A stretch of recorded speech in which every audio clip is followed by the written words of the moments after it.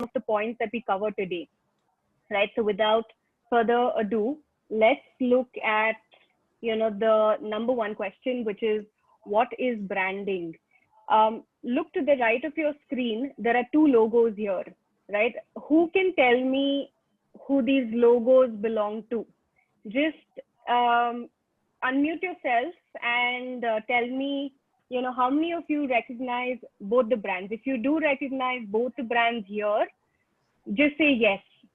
How many of you recognize both the brands? Not both the brands, I know the second one. Okay, how many of you recognize the brand to the left? Just say yes. Nobody? How many of you recognize the brand to the right? Say yes again if you recognize the brand to the right. Yes, the one towards the right, yeah. Okay, so the guys who answered that they recognize the brand to the right, can you tell me which brand this belongs to, this logo? HSBC, I guess. Second one, that is the... Any other answers besides HSBC? Okay, so you're absolutely right. The logo to the right belongs to HSBC. HSBC is the world's 7th largest bank. Okay, most of you recognize the world's 7th largest bank. The logo to the left belongs to ICBC, which is International and Commercial Bank of China, which is the world's #1 bank. So let me repeat that. You recognize the world's 7th largest bank, but you do not recognize the world's #1 largest bank. This, my friends, is a classic example of branding. Okay, so with that, the question here on the screen, who can answer this question for me? What is branding? Is it a logo, a product or service, or an emotion? Just unmute yourself and answer this question. Ma'am, I think it's all of the above. Okay, just identify yourself. Tell me your name and then you can reply so that I can, converse with you. Who answered that it is all of it? I'm Tushar. What's your name? Tushar. Okay. Anyone else?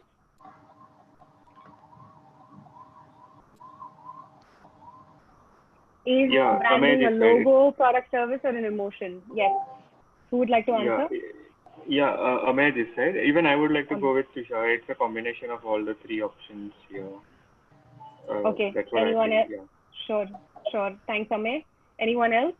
I'll take one more reply. Yes, this is Celeste speaking. I think it's an emotion. Okay, thanks, Celeste. Okay, so are we ready to reveal the answer? Say yes if you are. Yes. Are you ready? Yes. Okay, right.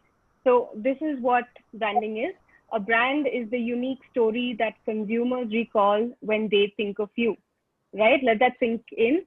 A brand is the unique story that consumers recall when they think of you. What that means is the sum total of experience your customers and prospects have about your company is what branding is, right?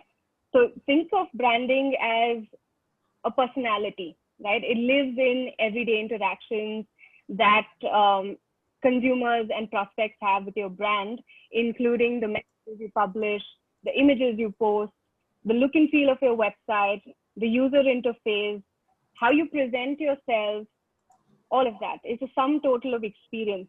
It communicates what a brand does, how it does it, and at the same time, it establishes credibility and trust. Okay, so again, it's a sum total of experience, right? So for those guys who aren't yet convinced that branding is important, for those of you who think that it's just a product and service, and that branding can come in at some stage later on in the development of the company, here are some statistics to prove otherwise. I hope this will convince you to take branding seriously. The first statistic says that 48% of consumers report that they are more likely to become loyal to a brand during the first purchase or experience. Okay, so how many of you believe in first impressions? Unmute yourself and tell me if you believe in first impressions. I'm Tushar this side, and I believe in first impression. You believe in first impressions. Is there anyone here who does not believe in first impressions?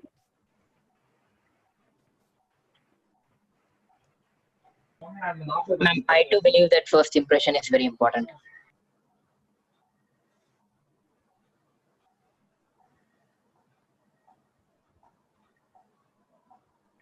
Okay. So is there anyone here who does not believe in first impressions?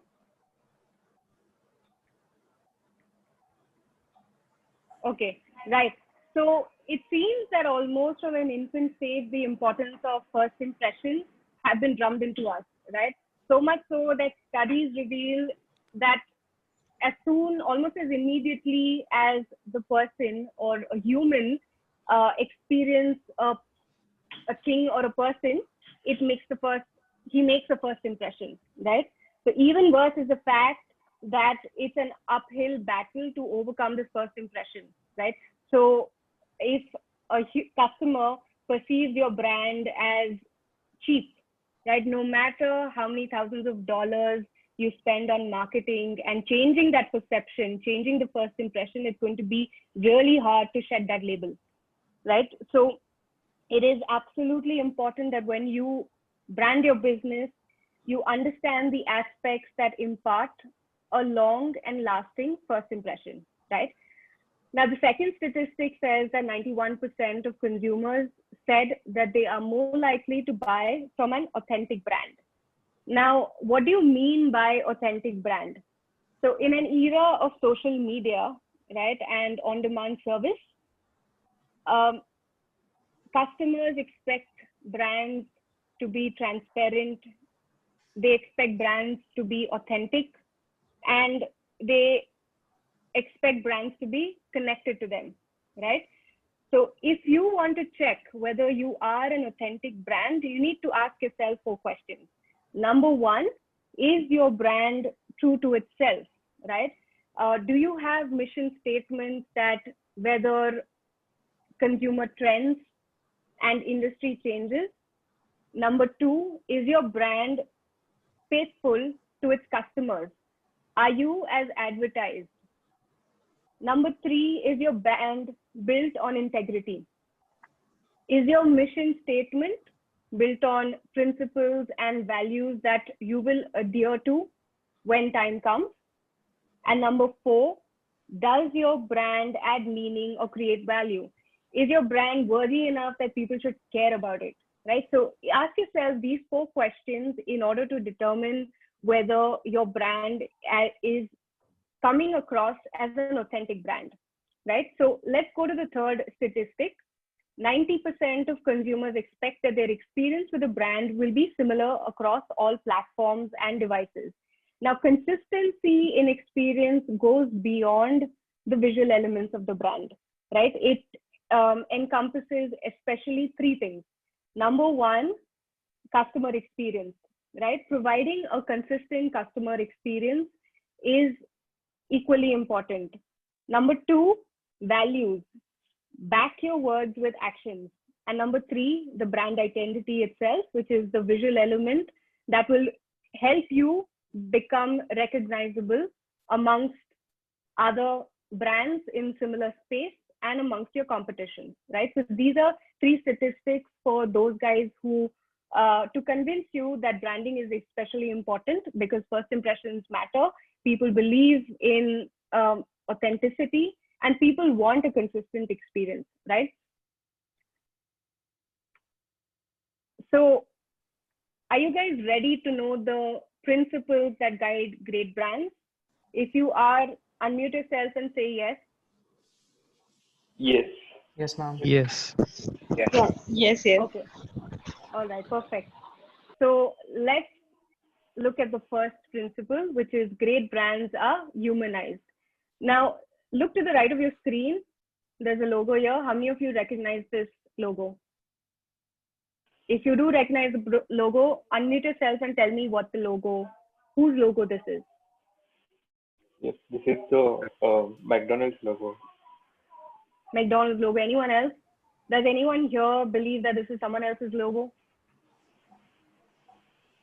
No? Everybody agrees that this is McDonald's? Yes, ma'am. Yes. Right. So let me tell you a little story here. Now, before the lockdown happened, I visited a local kebab joint in Bangalore. Bangalore is known for, amazing Arabian food. And it so happened that one Saturday night, it was, I think, 10 o'clock, I went out with my friends to this Arabian joint, which serves an amazing spread of, food. The signature dish is called al-faham, which is basically grilled chicken. Okay. Now, apart from the amazing display of dishes on the menu, what stood out to me was the fact that how people were coming together and enjoying themselves amongst food, right? Sharing an experience together. Now, I've always thought of food as a culture. And, before this modern era, this tech-driven era, a lot of brands relied on their marketing activity to, and they wanted humanization to be the central theme, right? So much so that customers would be nearly twice as likely to be satisfied with a brand and even recommend the product or service when they had a brand experience that felt human. So what this means is that in the battle of intellect and emotion always wins. And hands down, okay, our brains are hardwired to believe that to give emotions an upper hand. Now, the fact is, no matter what business you're in, there is going to be competition who's vying for your customers, who's vying for your market share. Do you have enough of an emotional connection with your customers to keep them? That's the question you have to ask yourself.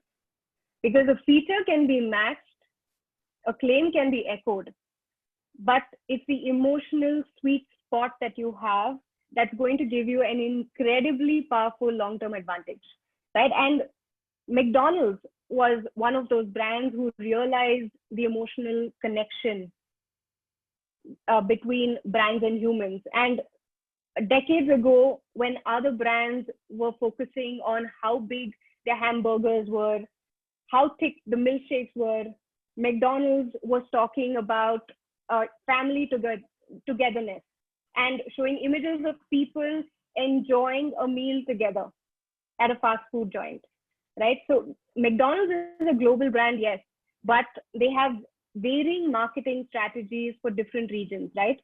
So who can tell me, here's, like a fun fact, who can tell me how many hamburgers are being sold by McDonald's every second? You can just give a random guess, no problem. Probably 1,000 or more, like 1,000 or 2,000. Okay, so Akshay says 1,000. Anyone else to contest Akshay?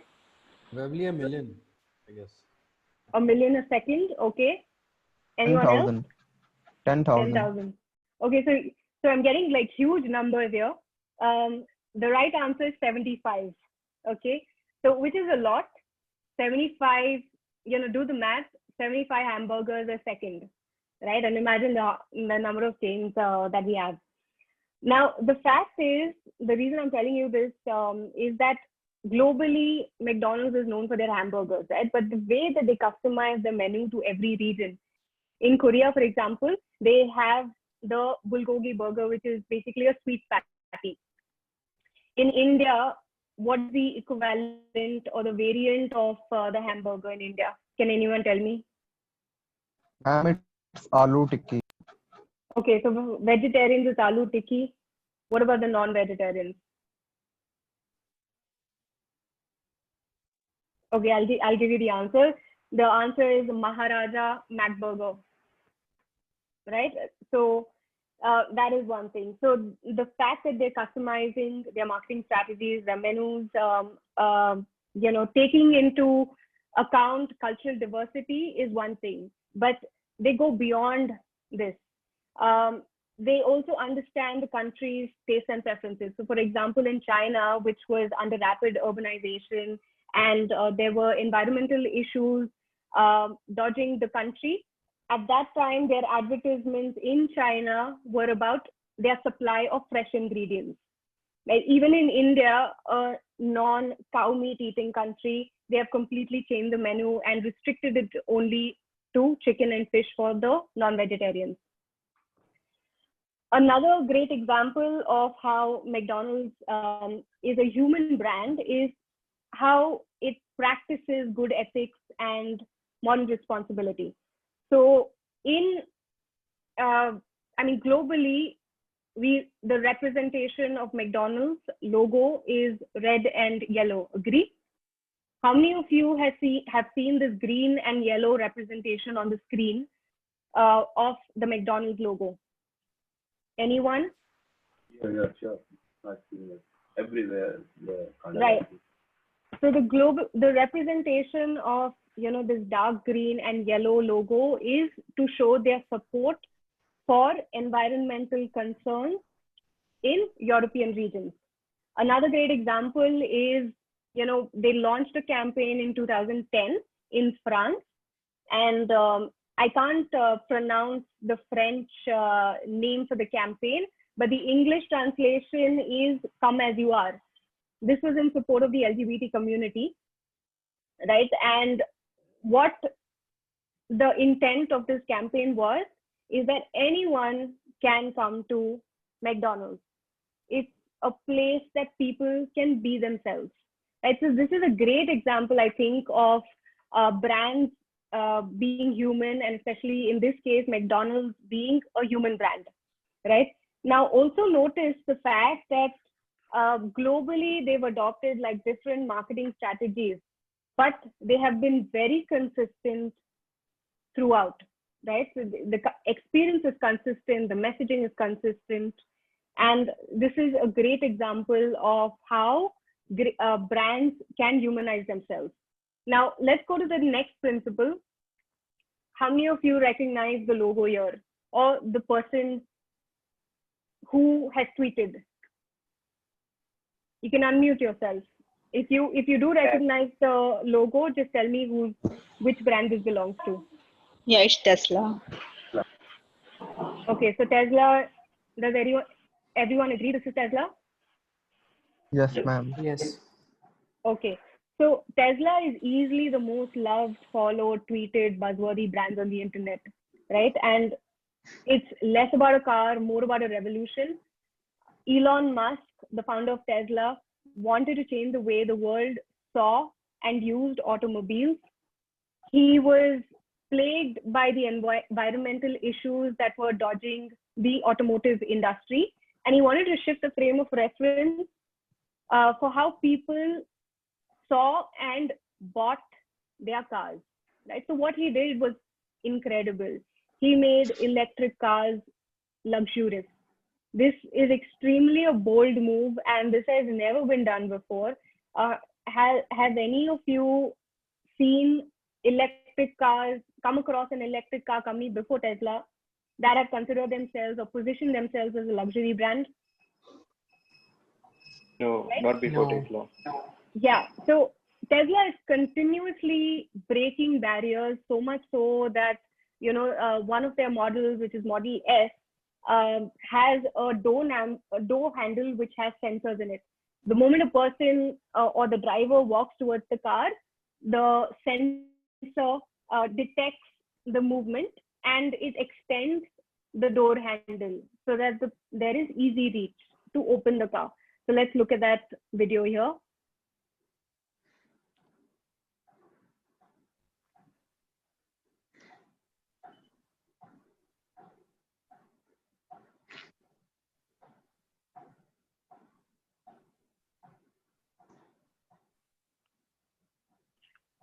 Right. So what Elon Musk is doing is he's building an ecosystem where Tesla can influence the automotive industry.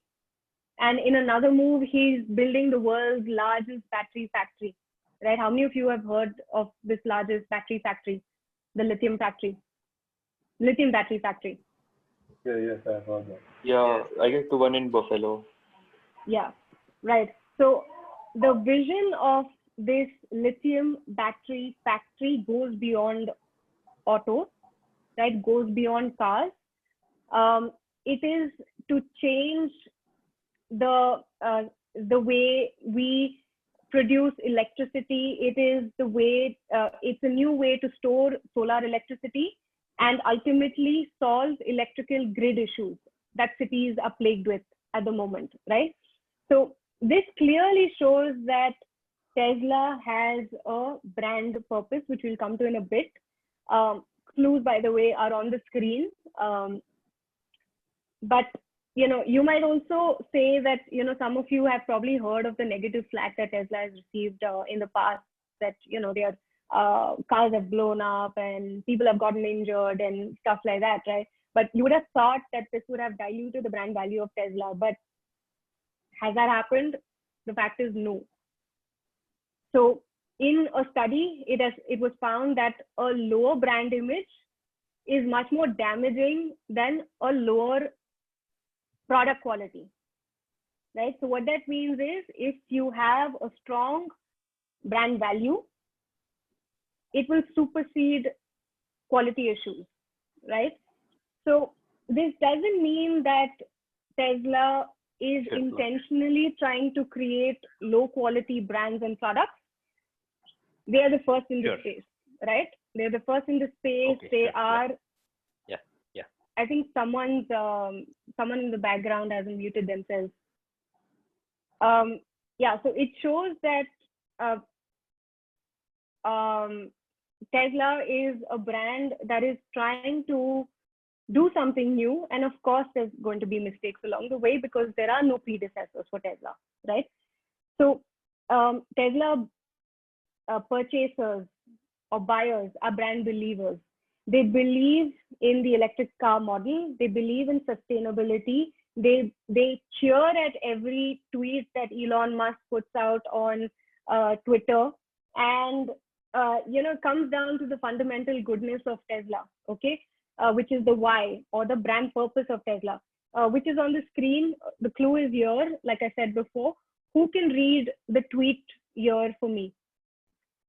Especially the second line. Anyone? One of you just unmute yourself and read. Okay, I'll do it. Yeah, sure. Go ahead, Akshay. Okay. So he tweeted, exciting to see all the new electric vehicles coming to market. We created Tesla to accelerate a sustainable future, and it's happening. Right. So the brand purpose here of Tesla, and I'm quoting Elon Musk, is the acceleration of sustainable energy is absolutely fundamental because this is the next potential risk for humanity. And autonomous cars have the potential to save millions of lives. So two things: the brand purpose of Tesla is to save lives and to accelerate sustainable energy, because if we don't, it is a risk to humanity to not do this, right? So this is the brand purpose of Tesla. Let's go to the third principle.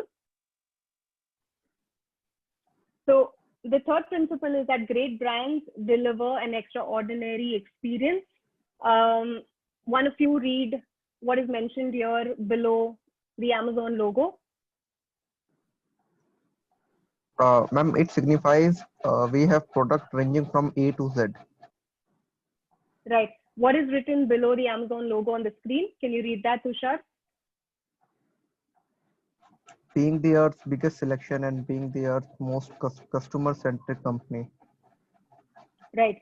So in an interview, Jeff Bezos, the founder of Amazon, shared what he thinks makes Amazon so successful. Let's look at it.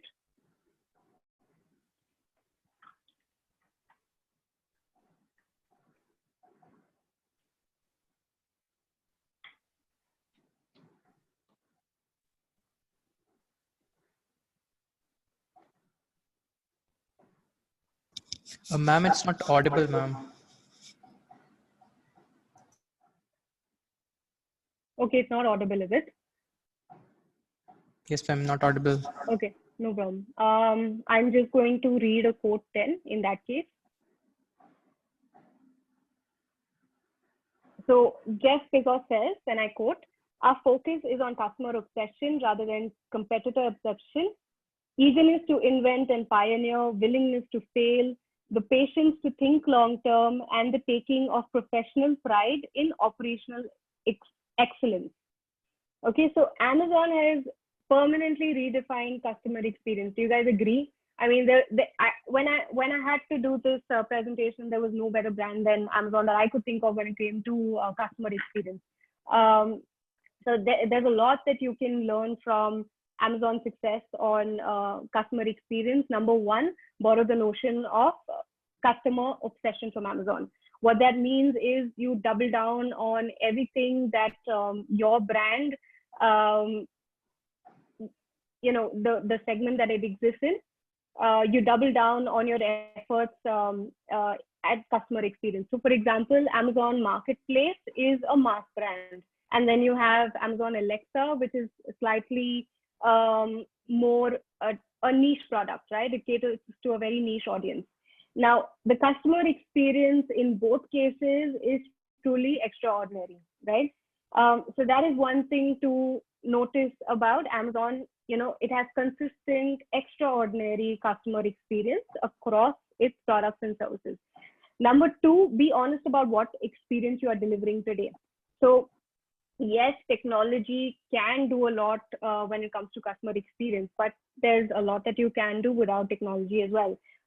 Example is Sephora. Sephora is a very huge makeup brand. They build a customer experience around loyalty and a rewards program, and they completely transformed their brand in the retail industry. Right. Another example is Zappos, which is a brand owned by Amazon. Their customer experience is built around empathy. So yes, technology can, like I said, it can deliver an extraordinary experience. But remember that many remarkable experiences are still powered by humans and not algorithms. Okay, many remarkable experiences are powered by humans, not algorithms. Now, the other thing to learn from Amazon is that they embrace failure. Right? So Jeff Bezos continuously brags about the failures that Amazon has encountered throughout their journey, right? And rightly so, because if you're building an epic brand like Amazon, you're going to be fraught. Your journey is going to be fraught by mistakes and failures, right? And that's okay. That's totally fine. The third thing that Amazon does really well is it creates platforms and it cultivates a community. Right, so it's take their fulfillment center, for example. The entire experience is owned, right, from the manufacturing unit to the delivery experience. Right, so the promise of Amazon has always been about quality and timeliness. So look at the Prime, Amazon Prime, right, a 2-day delivery. Always had a great experience with them. Now, with great brands, with successful brands, they realize that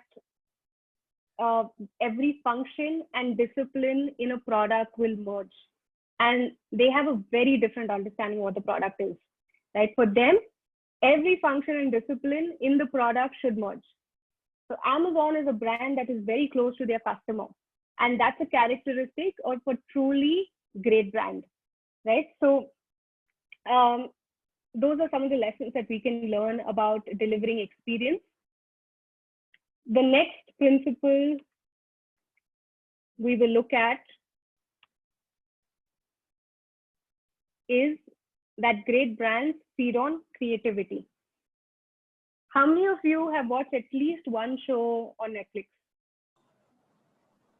Okay, wrong question. How many of you have never watched a show on Netflix? Is there anyone here? This is Celeste speaking, so I haven't watched a show on Netflix. Okay, all right. Anyone else?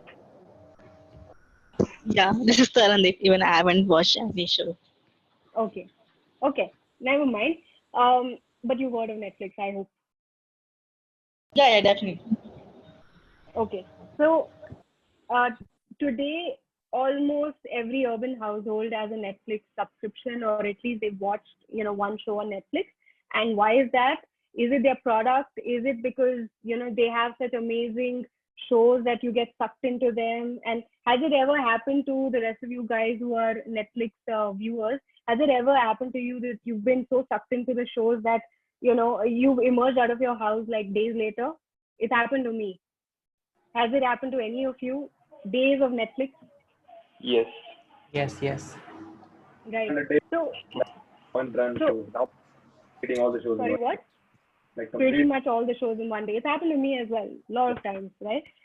So, so the question here is it because of the product that, is it because of the collection of products you think that, it's drawing you more and more towards the brand? Is it just that? Do you think it's more than that? What do you think? Yeah, it's definitely more than that. Okay. All right. So what do you think is the thing that makes Netflix truly unique? Okay. How many of you are following them on social media? Anyone Yes. here? Yes, I do.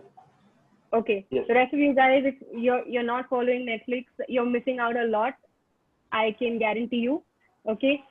Just go to their social media. A lot of why they are such a powerful brand today is because of their marketing. Okay. And their marketing is primarily based on content marketing. Okay. So there are lessons that you can learn from content marketing and from Netflix. The number one thing is to give the people what they want rather than what you want of them, right? So understand the data, dig deep into your data, really understand who your customer is, and talk to them about the shows that interest them and the sports and interests that they have, and use that in your content development, right? The next thing is publish and perish. Publish and perish. What Netflix believes is that if they don't put out their message, someone else will, right? So they have a completely focused content calendar where they publish stories very regularly and very consistently. The other thing that they do really well in their content is that they inject a lot of humor. Now, I understand that humor is a bit risky, right? It can go wrong, but if you take a leaf out of Netflix, right, you will see that their humor is very relevant to the customers. It's very relatable to the customers, right? So humor is another angle that you can take. It's incredibly engaging with customers. The next thing is memes. Now, there is a meme here on the screen. Are there any Bangaloreans here? Okay, sorry, this is not Bangalorean meme, but I thought I had put one there. Have you seen such memes, if not on social media, on billboards, maybe when you're going to the airport? Yes. Right? So what, would you believe if I tell you that, Netflix's social media is almost like a meme bank?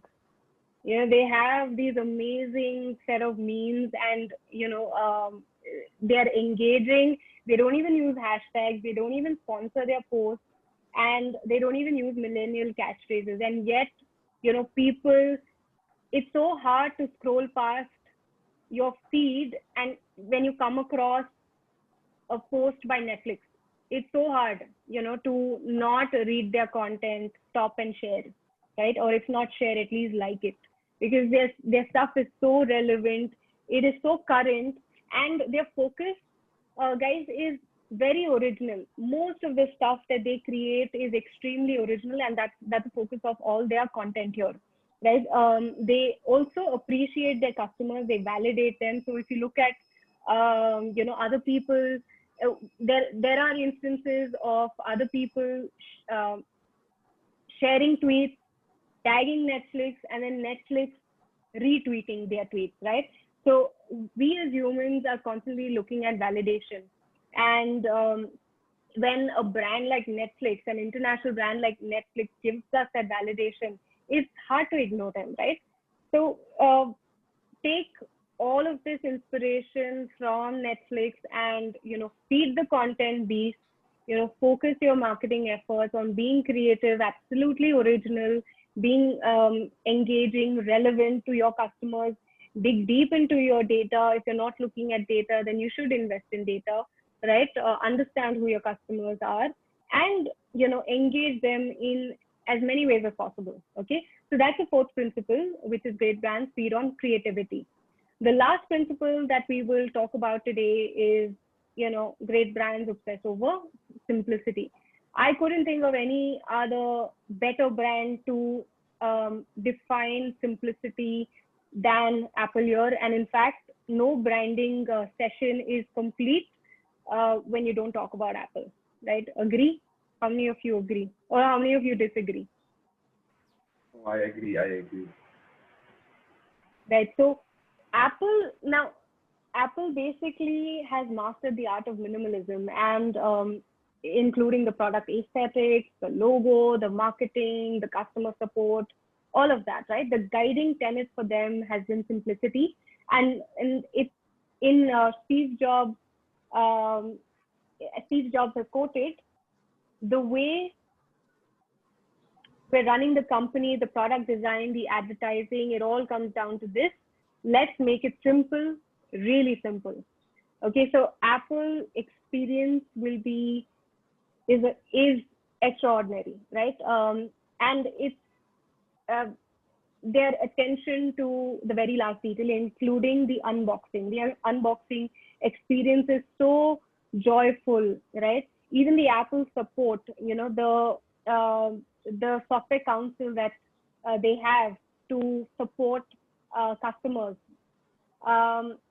Even their advertisement. Now, on the screen, you'll see, their very first marketing brochure. This was in 1977. This is exactly the poster that they used. Can someone read the first line for me?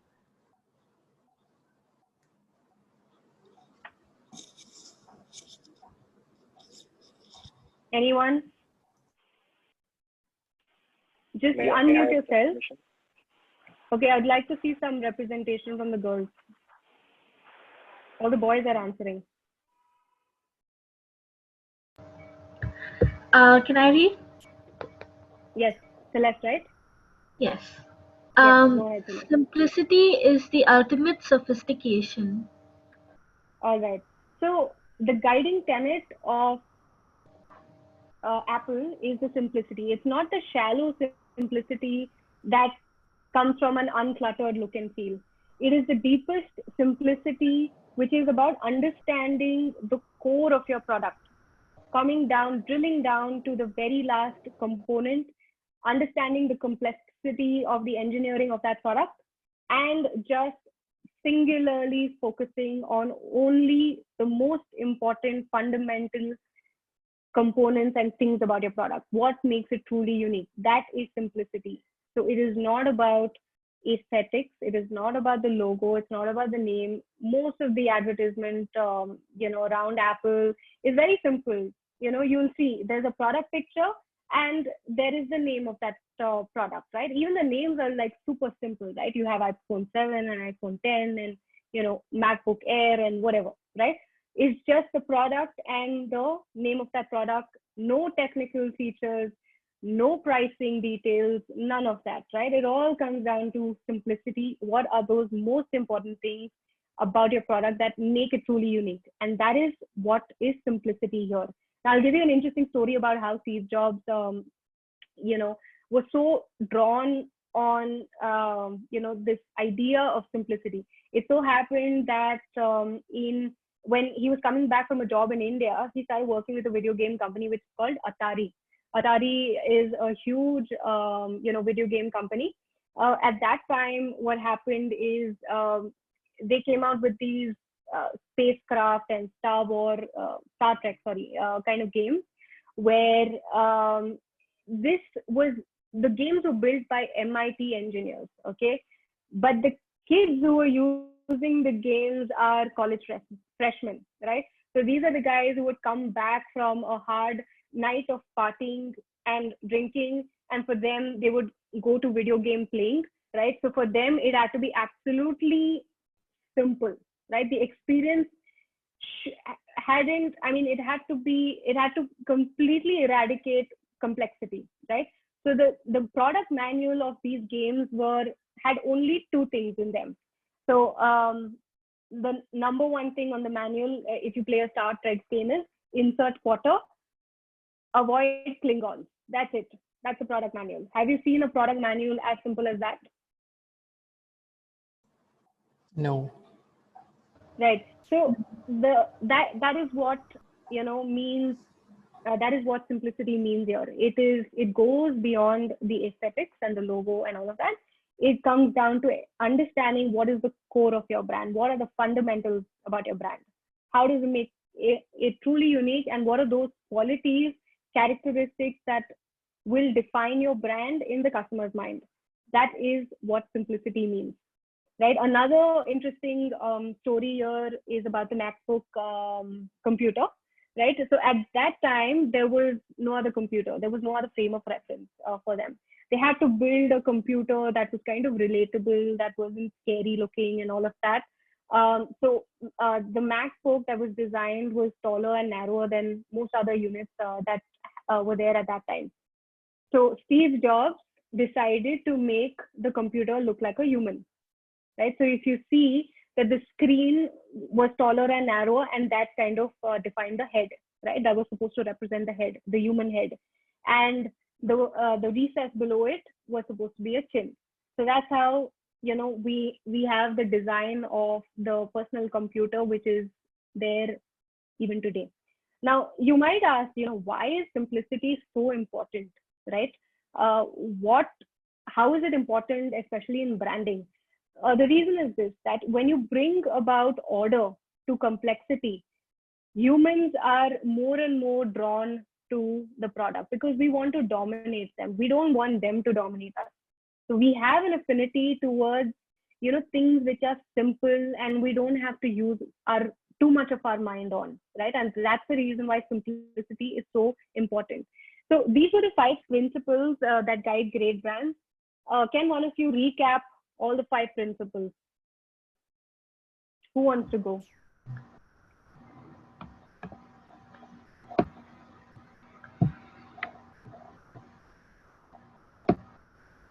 Anyone?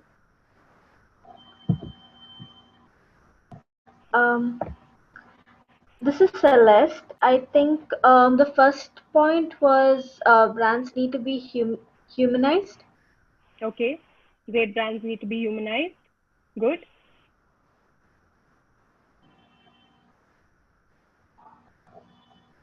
Okay, the 5th principle is already on the screen. So who did we talk about humanizing? I mean, which reference did we take for humanizing brands? Which was the brand that we spoke about?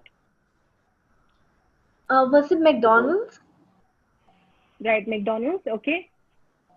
All right. So great brands, I'll just go over it. Great brands obsess over simplicity. And, a great example here is of Apple. The 4th principle is great brands feed on creativity, and the reference here is Netflix.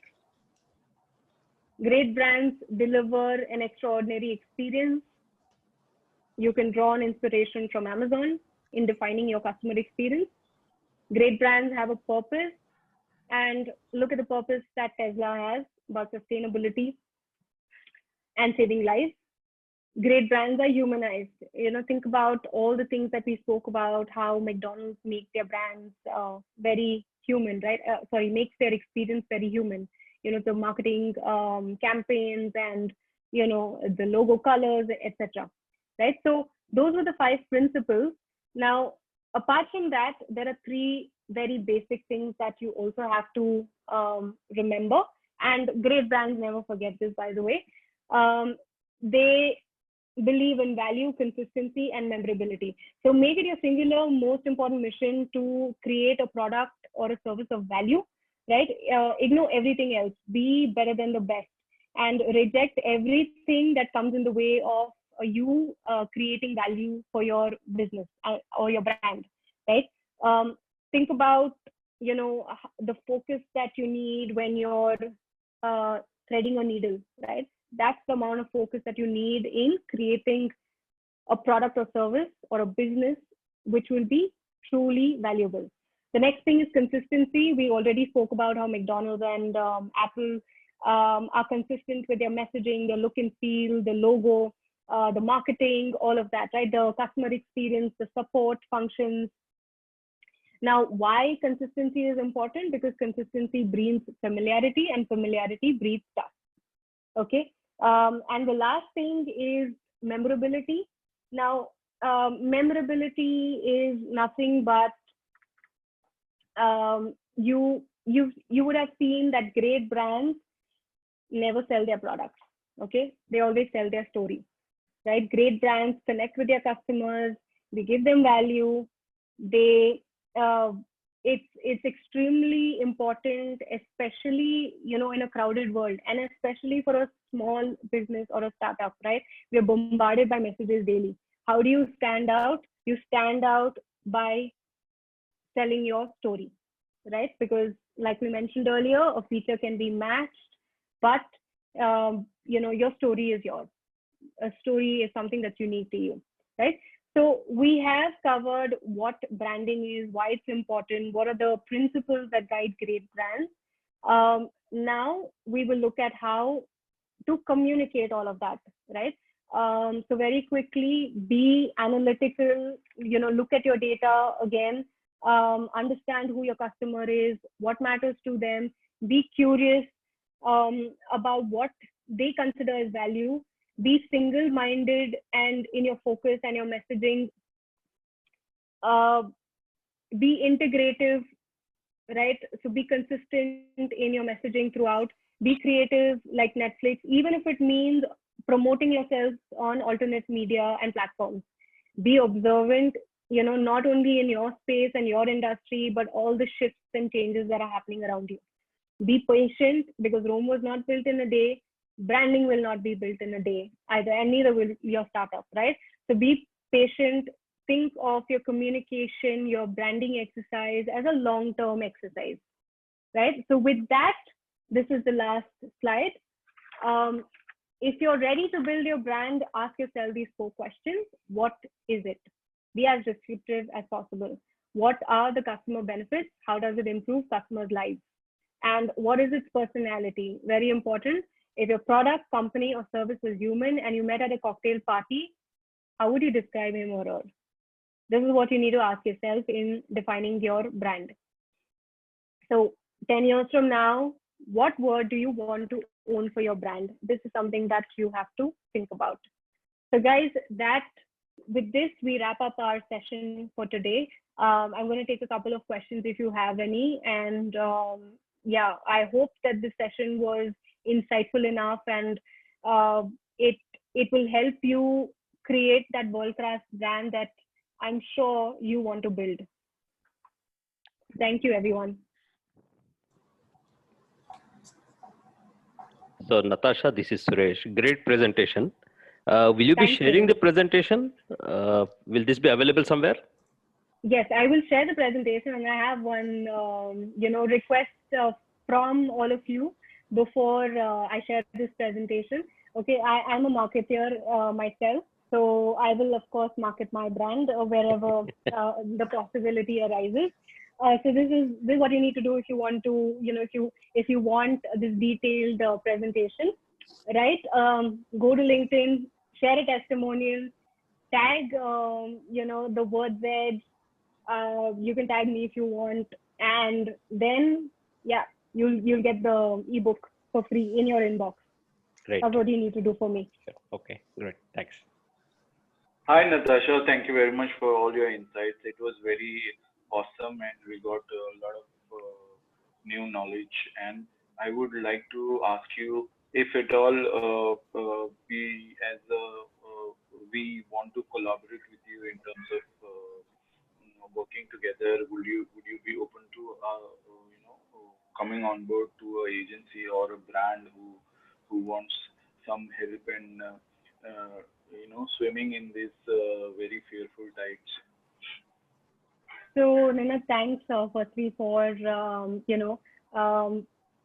the fact that you like this presentation. And you said it was insightful, so great.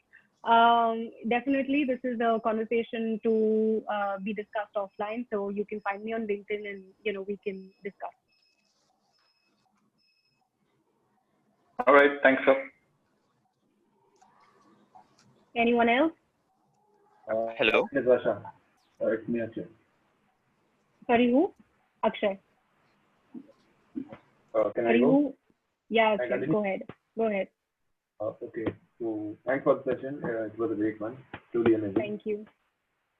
Just a general question in my mind. So, one of the biggest aerospace companies in the world is SpaceX.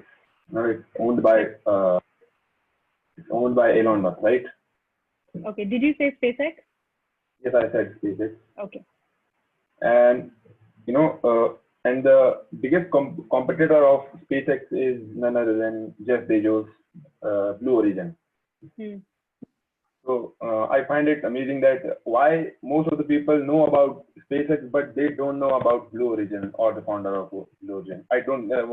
This is something that happened in my space, kind of my neighborhood, you can say. I asked them about Blue Origin, but they did not know about that. But they knew who was Elon Musk and what was SpaceX. Oh, what do you think is the reason of that?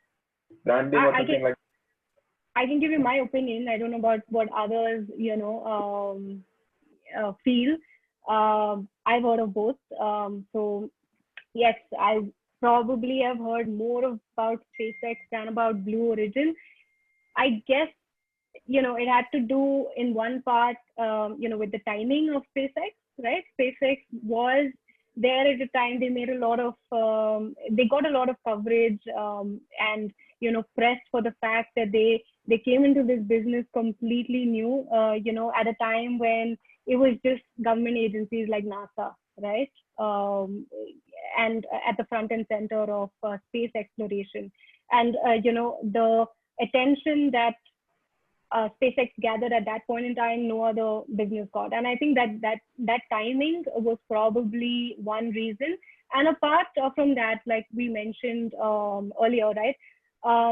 Tesla, I mean, I'm saying Tesla is synonymous with Elon Musk because most people know Elon Musk as much as they know Tesla, right? So most people who buy Tesla or are believers of Elon Musk as well, right?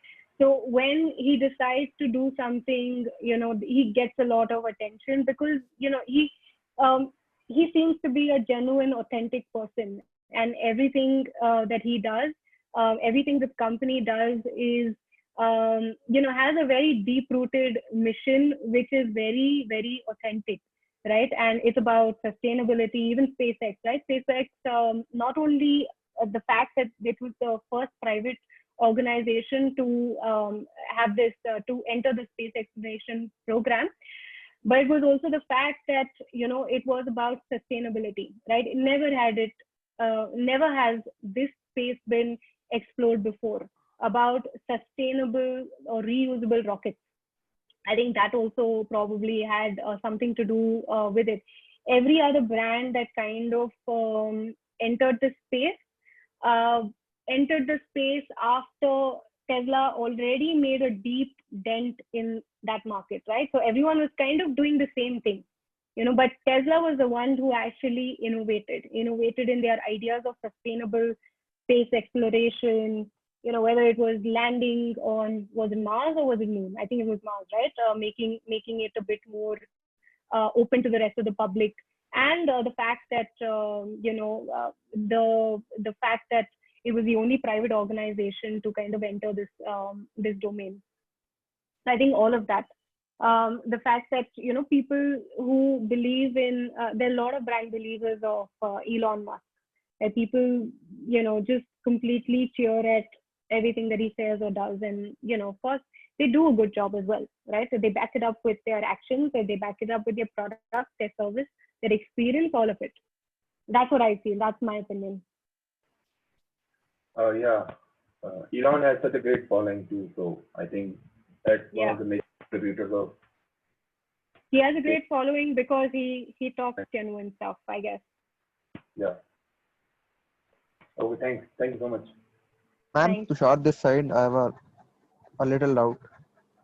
Yes, Tushar. Ma'am, Go ahead. as we know, to grow a brand, to make it successful, uh, we should be making the the personalized experience for each and every consumer. Yeah. From the brand perspective, ma'am, Okay. as far as the work culture within the organization is concerned, Amazon is lacking behind. So, does it impact to the customers of? Your question is that although Amazon doesn't believe in personalized experience, is that what you're saying? That Amazon doesn't Yes, believe ma'am. in Yes, personalized ma'am. experience? Does it affect? I mean, again, if you're asking for my opinion here, firstly, I don't think that they don't have a personalized experience. I feel that, the thing that comes to my mind about Amazon is their amazing customer experience. Like, what are the things that, draw you to a brand like Amazon? For me, it is about the customer experience. Knowing that when I order something from Amazon, if I don't like the product, I can freely return it, no questions asked, right? So that gives me an amazing experience, sitting in the comfort of my, house. I can literally order whatever I want. It will come to me at a specific time. And, if I'm a Prime user, then it comes to me in a very short period of time. And moreover, if I don't like it, I can return it. Where is that experience with any other brand, right? I mean, a lot of other brands are now doing it, yes, but Amazon was the one to enter this space and define customer experience. So that is one thing that I think is truly unique about Amazon. And the other thing is that the other reason why I kind of rely on Amazon is because I know that if I have something in my mind, if I want to buy something, then I know I'm going to find it on Amazon. Okay, how many of you have ever thought about that?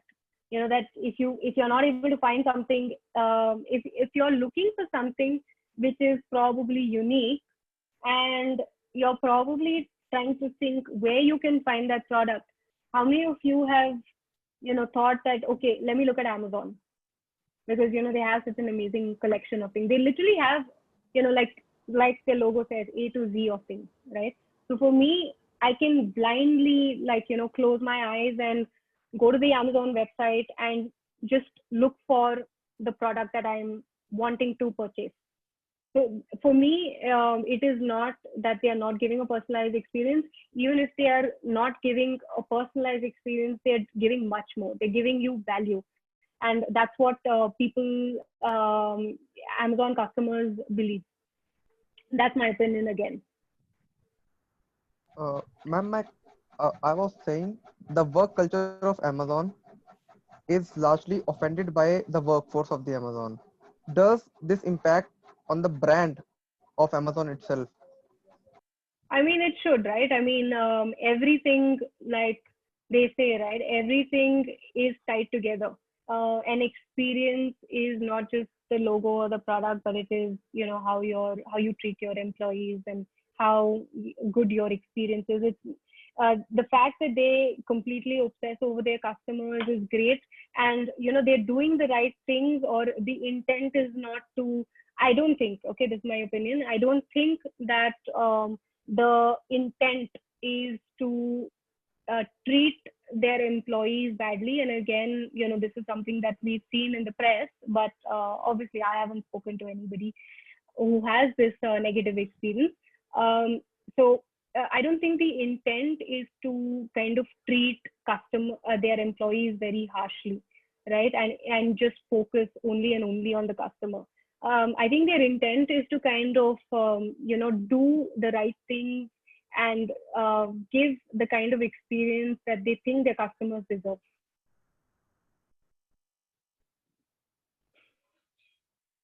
Yes, ma'am. Yeah.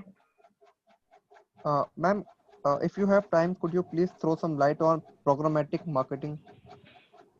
So programmatic marketing is a brand new space. It's maybe it's something like off the it's off topic here, maybe you can connect with me again offline and maybe we can discuss it, Tushar. Sure, ma'am. Yeah. So Meenakshi has a question. She wrote it down in a chat, but I would suggest Meenakshi to unmute her yourself, and why don't you ask that?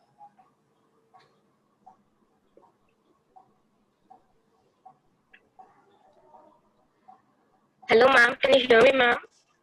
I can hear you, Meenakshi. Go ahead. Ma'am, ma'am, you mentioned about the 5 principles, right, ma'am, for a great brand. Also, you've been mentioned about the example for each principle. So my question is, if our brand excels in one of the principles, will that become a great brand? Like considering other principles to a certain extent, not like very good, not that good.